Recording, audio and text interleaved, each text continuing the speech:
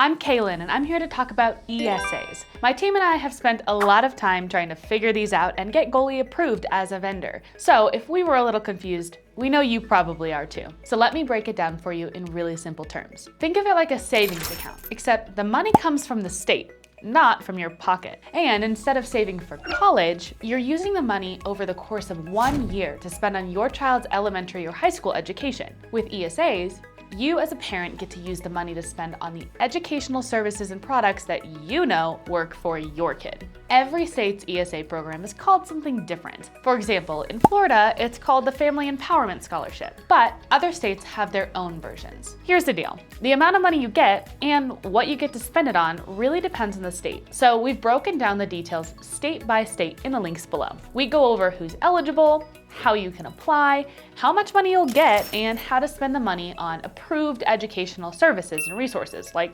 Goalie. We break down exactly how to purchase Goalie with your ESA funds step by step. If you get stuck at any point, chat with us on our website. We're happy to help. Got more questions about ESAs? Leave us a comment below.